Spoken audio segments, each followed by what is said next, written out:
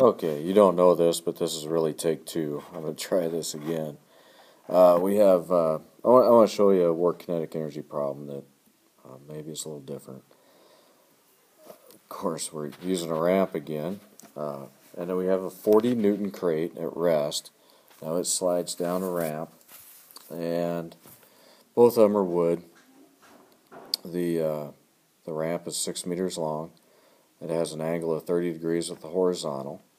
And the force of friction between the crate and the ramp is 6 meters. We want to figure out what is the final velocity. So once that crate hits the ground, what's the velocity it could have? You know, I went out and did some high level. There we go. There's some high level for photography, and then overlaid our forces on top of it. So we can see that a good free body diagram is an important step to understanding all of the problem. Now, of course, what we're trying to figure out is what is VF down here at the bottom. And it does tell us a hint to use the work kinetic energy theorem, where we know that work is equal to the change in kinetic energy. Now, the change in kinetic energy, it says that it started at rest.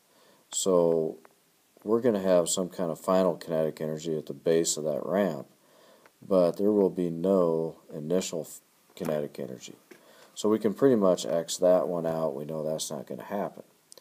So the change in kinetic energy really is just the final kinetic energy, and that has to equal the work.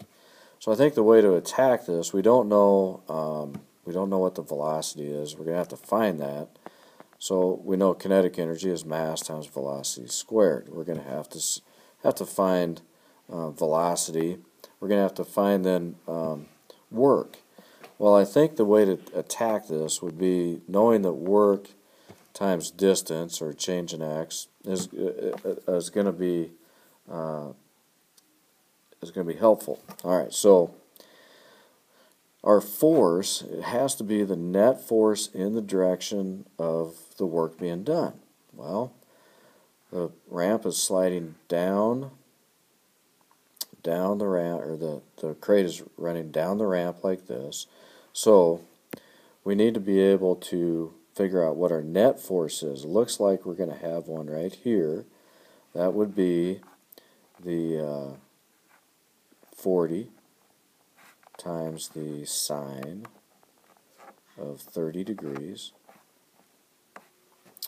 Okay, and we can calculate that.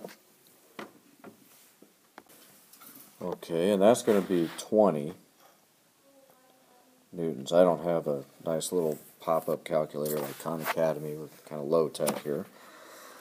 So we have 20 in that direction. We also know that there is 6 opposing it. And so the net force is going to be 20 minus 6, and a distance of 6 meters. So there we have the amount of work that's being done on the ramp. And that would be equal to 1/2 mass times velocity squared. Well, we got kind of a problem. We don't really know what the mass is, but down here we do know what the weight is. And so we can use the old weight equation. Solving for mass, we'd have the weight, which is 40 newtons, divided by gravity, 9.81. And I'll pause while I do that calculation. And we're back. It's 4.1.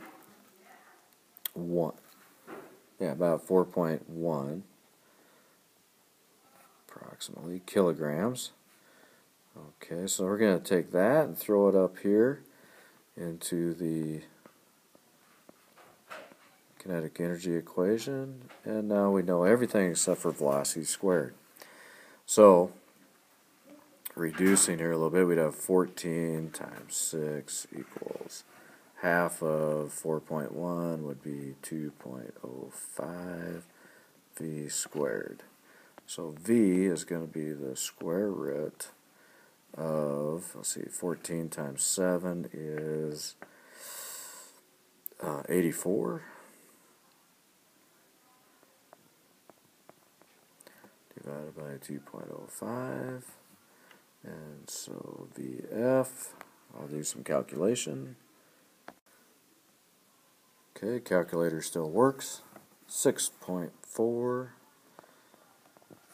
meters per second, and that would be our velocity of this ramp this crate that's going to end up at the bottom of the ramp. Now, the beauty of this is once we learn a little bit more about conservation of energy, we can even simplify this further. Good day. Made with Doodlecast Pro.